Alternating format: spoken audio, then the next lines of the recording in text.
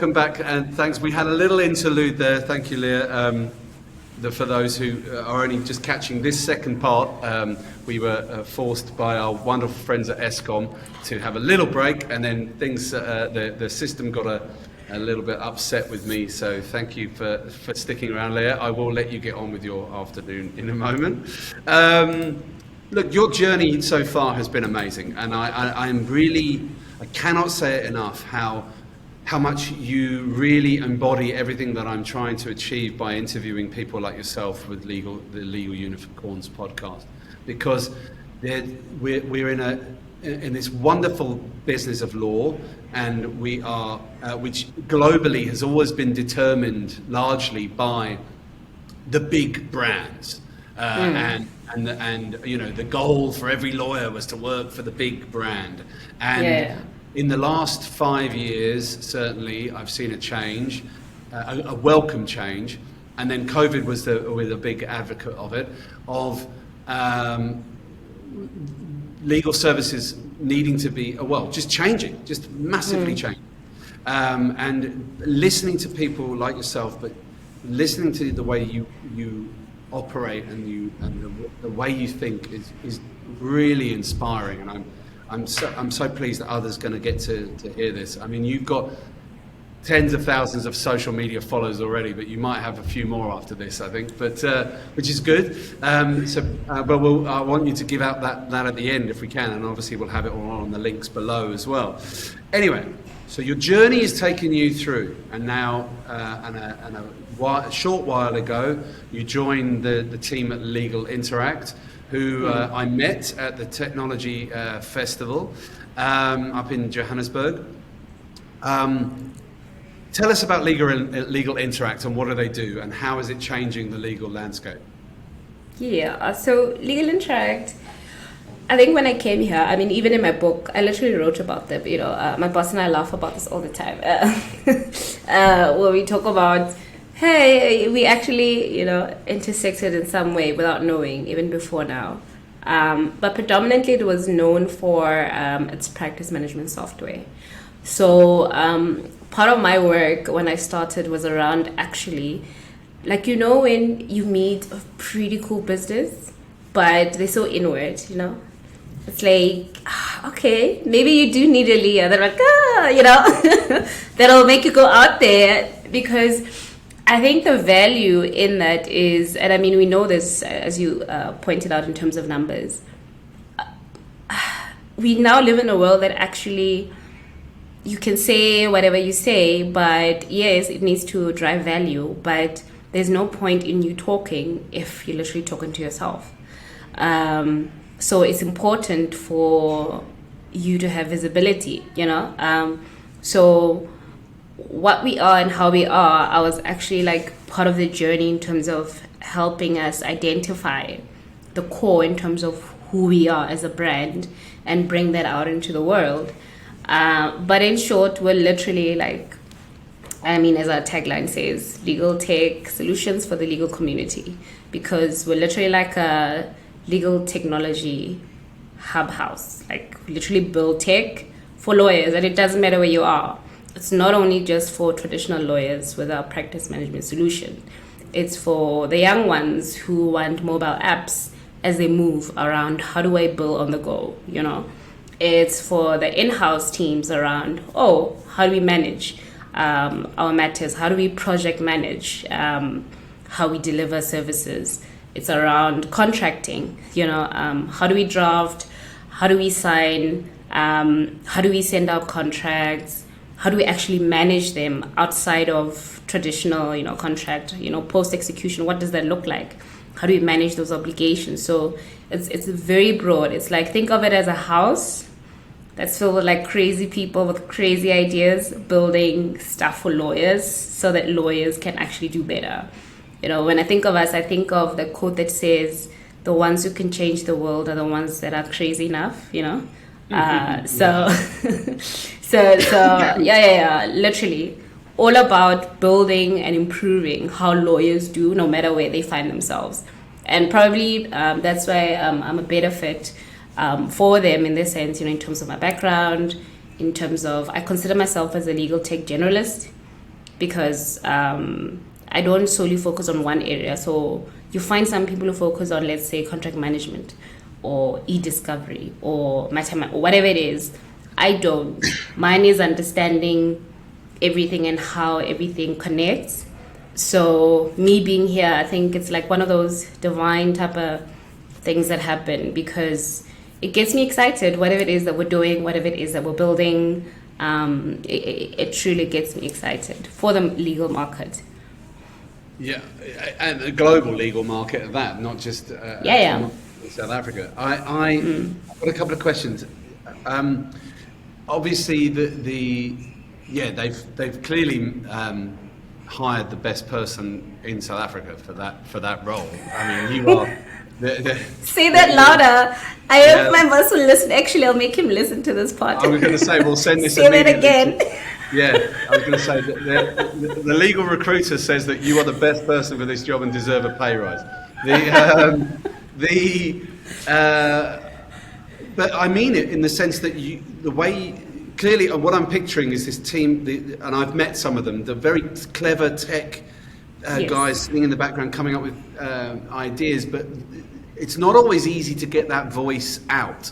You know, I know from my involvement with our legal tech startup, umbi.com, which is more so for the career side of things and for the delivery of those skills. It's hard to explain sometimes in just a short period, and to get the audience and go, this is why it's going to be good. Get them excited, And get them excited, and then suddenly you find yourself 3 hours later still explaining it because you're still, and then it does this, and then it does that.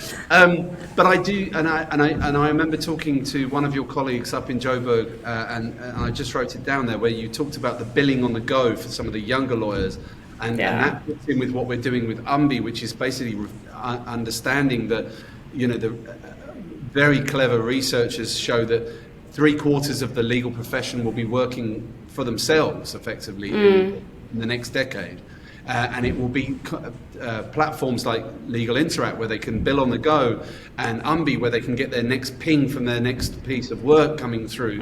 It's really going to define how legal services and lawyers work, which makes me humongously excited for them, just by being able to be able to utilize the technology to run their own careers and run their own lives, which I love. But do you also get people coming to you with ideas and saying, would you be able to build me this? Is that something that Legal Interact do? We don't do, but we do get people literally who are doing something or whatever it is. But at this point, like I said, you know, we build multiple products, and I hope people are keeping an eye out on our socials. We're launching 2 new products in the coming couple of months that, in my view, are going to shift things, not only in South Africa but on the continent. Game changers, 3 in collaboration with someone, if I count that one. But, you know, crazy things are happening this side. Are you able to tell us what they are? Probably the latest one that I think will probably get people a bit excited. Definitely going to share it because we're launching it now on the 27th on Freedom Day. So we partnered with some access to justice folks, LegalTech. They're more on the spectrum.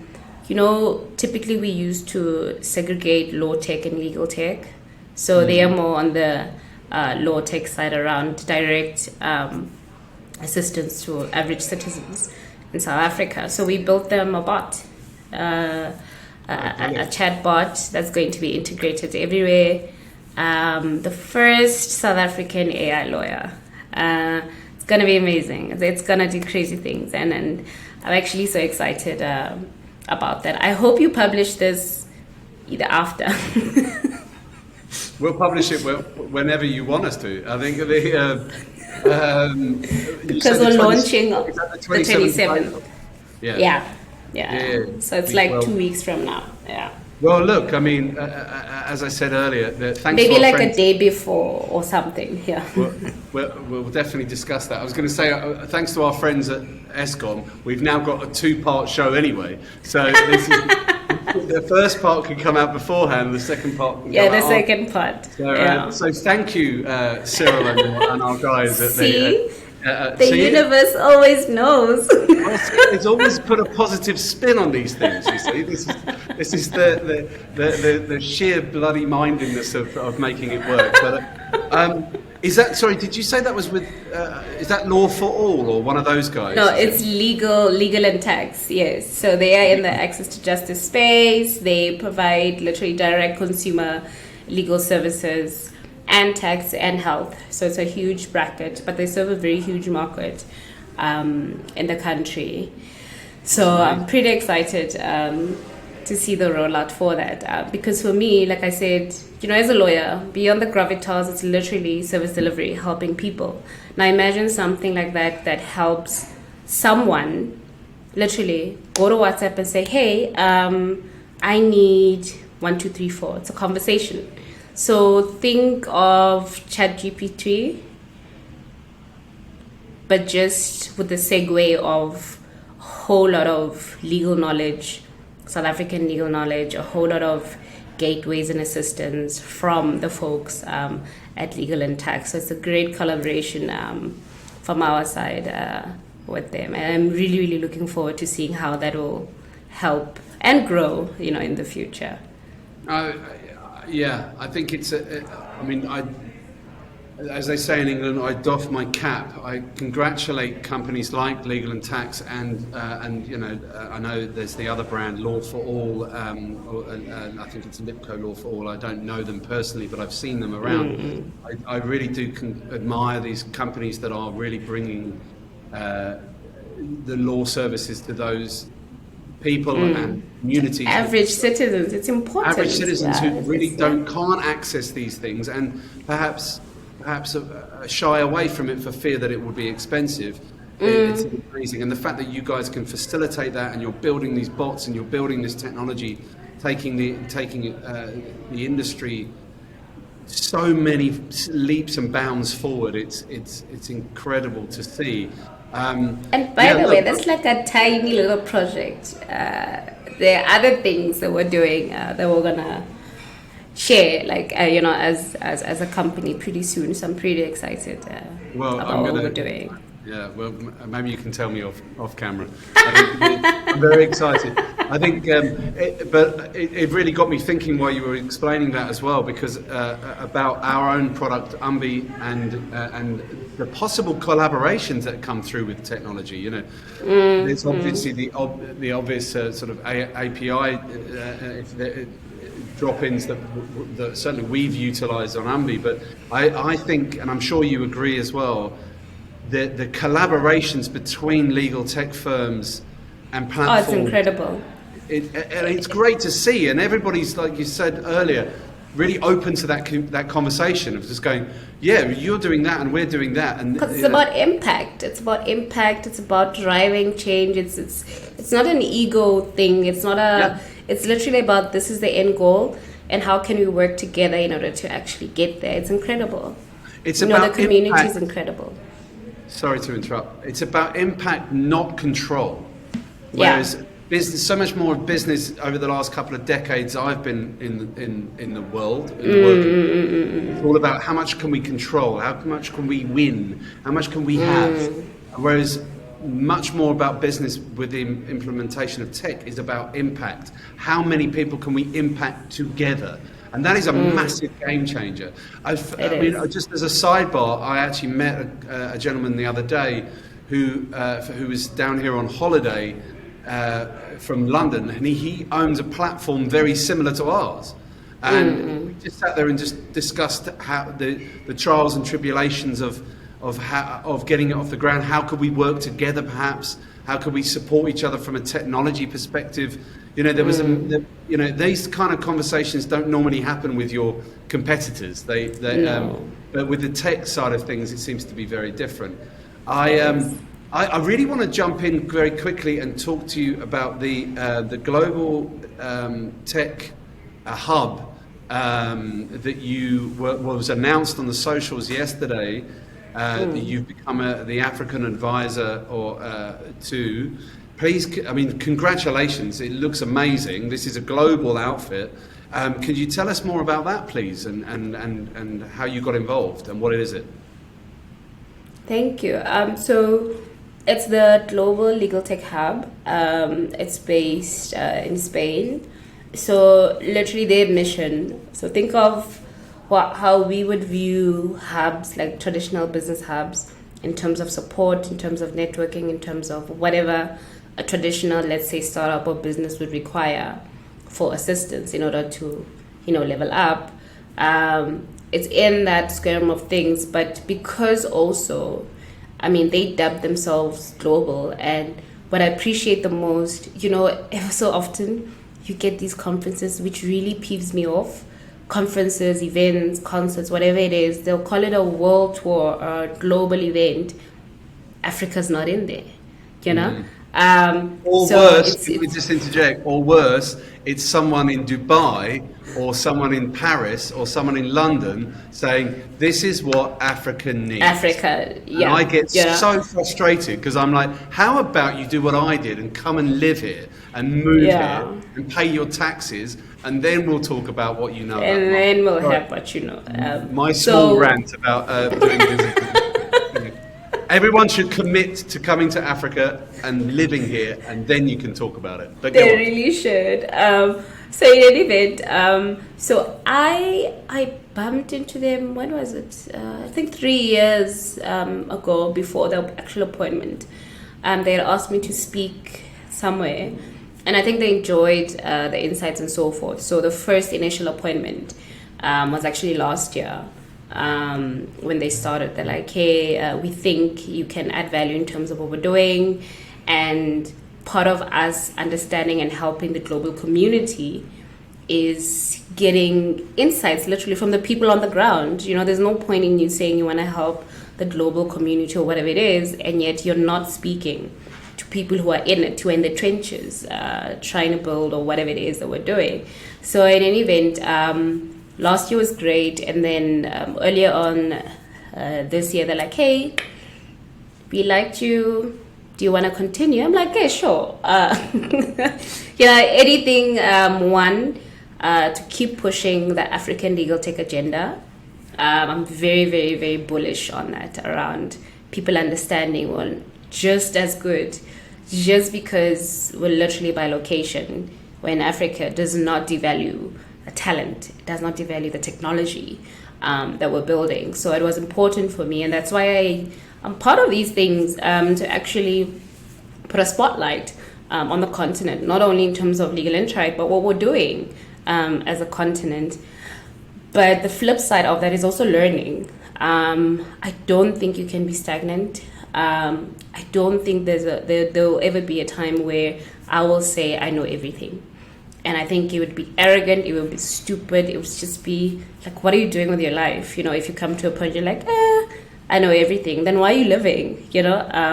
So part of me also joining was understanding from a personal perspective. And by that I mean not reading from newspapers, not reading press releases or whatever it is, but literally just hearing from people in other parts of the world. What are they doing? What are their challenges? What are their insights? What are their best practices? So that we can bring it here, see what works, see what doesn't work. And I'm not talking about the cut and paste approach. No, I'm just talking about augmenting the learning around whatever it is that's happening internationally in such a way that it actually makes sense for us. Because what I often find is a lot of people internationally, they do what they do, it's successful in that particular market. They come to South Africa with a cut and paste approach, and they think it'll work, and it won't, because we're different. The challenges are different. We have infrastructural issues, we have ESCOM issues, we have so many things. We lose power. We yeah. So how you approach, how you problem solve, how you provide solutions, it needs to be unique to the country, the region, because we say Africa, it's not only just South Africa or Nigeria or one of the big markets on the continent. It's also around understanding that we operate differently, even in terms of how we do business. I mean, even in South Africa itself, I mean, think about it. The folks in Cape Town operate very differently from us here in Joburg in terms of how they view. And it's the same. Huge difference. And it's the same, even, with each African country. So I'm very, very grateful for that opportunity to actually provide my own view, my own perspectives. And beyond just for work, there's a reason why I'm intentional about traveling across the continent, understanding, meeting new people, building a network, so that I'm also not, because I understand like my pull, or rather gravitas, that I don't abuse it to such an extent to say I know everything, whereas I actually don't. And that's why I'm very intentional about my networks that I continue to build on the continent, moving around on the continent, understanding how do they do this, how do they work like this, so that it helps not only us in terms of scaling, but generally, if I say I'm an expert on sub-Sahara Africa legal tech, I need to literally come with something that I know of, not just something that I'm thumb sucking, I couldn't agree more. I think you're absolutely spot on. So do you think that they'll be hosting events on the continent? Do you think that it'll be there'll be things that you can learn sort of best in class from other people in other countries that you can then potentially say, oh, that might suit this market in Africa better? How is it going to work? How is it going to benefit people? Probably. At this point, I can't 100% say, because literally the announcement was yesterday. No. So probably unfair of me. Sorry. What's the agenda? So we have yet to sit. I'd really be misspeaking if I'd say, hey, at this point, this is the plan. But whatever it is, I have no doubt that it's going to impact us. Because, for example, last year, part of the exercise, what we did was global mapping around literally legal tech startups, the people also within the tech space, where they fit in and so forth. And that's a useful exercise, particularly from a information sharing perspective, from learning from each other, from seeing where can the overlap come. From a business perspective, also scaling. There's some reasons that are also easier to scale into versus, let's say us going to the US or whatever it is, So there's a lot in terms of just from an inside perspective that we gained last year. So I can't say this year what we're going to do. But it's, I'd really be misspeaking. Researching, information gathering, information sharing, network building, all amazing. There's a couple of things that you just mentioned that I wanted to just briefly add on to. One of the things that I've learned about doing business on now, having lived on 4 different continents and moved around quite a bit, you just touched on it there. It's something that I haven't always remembered myself, but so I would implore those listening to learn from you, and I reckon I've probably done it about 70% of the time, which is to ask the questions when you go into new markets. How does it work here? How do you want us to work? It's a very important, if you're moving into new markets, is to go, okay, so tell me how it works here. And what I've found, and again, we'll just speak of one of the African nations, which is South Africa, which is obviously where we both are. This is not a straightforward market. You just touched on it there. The way that people do business in Joburg is very different to the way that people do business in Cape Town. Differs to Durban, differs to Bloem, differs to Mpumalanga, and it goes on and on and on. And it's such an incredibly diverse country in that sense that and then you haven't even stepped into the other 53 countries in Africa who are very, very regional and very, very different depending on where you are, which makes it an enormous exciting challenge. And the other thing I was going to mention, you just spoke about it then, about the beginning when you were talking about the hub, about the fact that so many of these things that pertain to Africa and African legal and African business don't even really include anyone from Africa. One of the reasons why we launched UMBI was because of that reason. And very quickly, our research company did a big research project in Zambia about 4 years ago now, 3-4 years ago, well before COVID. And in this beautifully produced 100-page document that was on the legal market in Zambia, I read through it and I went, there's over $100 million that was generated in Zambia for legal services last year, and none of that was spent on Zambian lawyers. And I was livid. I was like, all of that money wasted. And not only that, well, not wasted, sorry, I'll take that back. All of that money spent and I sat there and went, but there's talented lawyers in Lusaka. There's talented lawyers. Brilliant lawyers who could and that's what launched UMBI, was in the sense that one of the big defining foundations of the platform, which was, is to take away person's personal details, where they live. If they've got the skills and experience, they will be found for the project or the contract. If they can do the job, take away that barrier. Take because away it's any perception. Potentially unconscious or conscious bias, but it is a perception and it's a misconception. Well, congratulations on that. I really mean it. It was amazing to have someone like you being able to spearhead that. I can't wait to find out more about it and watch your journey with them as well.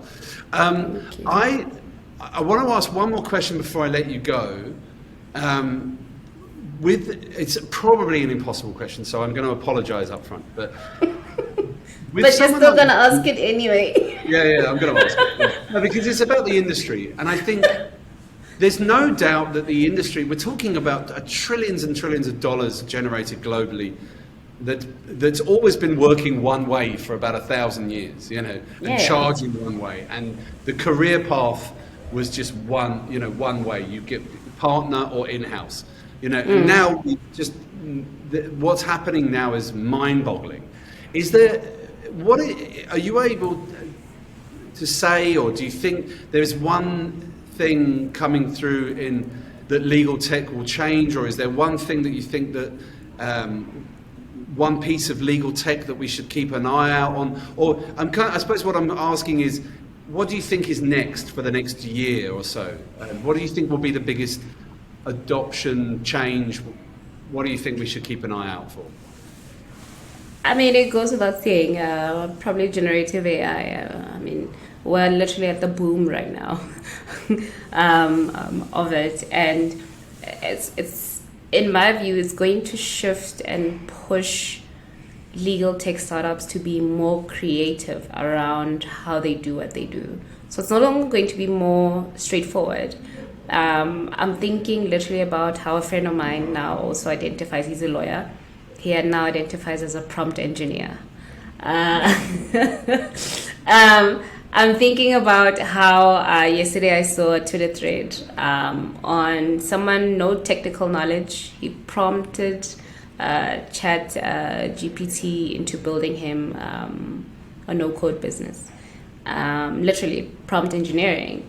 And when you think about that, and you think about the frustration that most lawyers feel, most lawyers who think different, and how there are probably thousands and thousands, millions and millions of Leahs out there in terms of lawyering who think differently, who and the moment they catch on oh, I can actually go here, if I tweak this, if I do this, I can actually start building. Because the biggest thing, particularly on the continent, around actually starting a tech startup is the costs of tech, of building, And if you can do away with that, it means that there's a lot more that will be required out of legal tech startups in terms of how they innovate, how they choose to push their products, who they push their products to, and so forth. So for me in my head, as I think, looking at the market, looking at some of the players that I know on the continent and where the headspace is at, that's the change that I'm seeing. From a professional perspective, I think we're still going to see the boom of more alternative legal careers within the space. where you find someone being a legal project manager, legal ops, knowledge management. I mean, they've always been there, but they've never come to a point where it's such a huge thing where people are actively looking for it, where they're actively, these roles opening up, departments building up within firms around, oh, let's build, technology in-house, or let's do this, or hey, how do we project manage our matters in a way that actually makes sense for our clients? It's becoming more aggressive at this point. So I really do see a decentralization of legal services in that end. I couldn't agree more. I think it's perfect. Yeah, I think that there is so many. I often give talks to some of the law schools here in South Africa, and I often talk to the students about the fact that they're at the beginning of a journey that used to be just two pathways they could take, and now it's a whole squiggly mess of careers that are open to them, and they will be able to they will be able to have a passion for the law and be part of it without necessarily even being a lawyer. They can just be part of the direction of the new direction of that industry. So I think you're absolutely right there. But it's great to hear. I think the one thing I often talk to lawyers about when it comes to technology, and I'm sure you say the same thing because you are a living, breathing embodiment of it, is don't be scared by technology. Embrace it, and take control of it, and see it where you can be better by using it. And I think that's it. But look, I thank you. I want to thank you so much for your journey, for telling us and our listeners more about you and about where you've come from and about your challenges, the way that you live, the way that you think. It's really inspiring to think to hear about how how you challenge yourself, how you reflect. It is an incredible, and it's so good to know you and to talk to you and see you on this incredible journey, which I myself am looking forward to your next step and watching, following your socials. And on that, how does one connect with you? What are your social handles, and what's the best way to interact with you? I'm one of those who's everywhere, so they can literally just search my name, Leah Molatseli, on any platform. They'll find me there. On LinkedIn, preferably LinkedIn, if they're looking for a bit more updates, more industry stuff, more legal tech based type of knowledge. All the others are just sometimes me being human. But I do a couple of Twitter threads here and then, in terms of legal technology. So that might be of assistance. But if they're looking more from a professional perspective, more from a how do I overcome or whatever it is, LinkedIn is their best bet. Brilliant. I would advise everybody to connect with you. I think just before I let you go, I just want to thank you again. You are the embodiment of what of the people that we're trying to interview for Legal Unicorns podcast, which is those in the law that are doing things that are different across the African legal market, that are thinking differently, working differently, and really are going to, if not already the leaders in the industry, are going to be the next generation of leaders. So, Leah, thank you so much. Thank you so much. Have a wonderful weekend, and thanks for your time.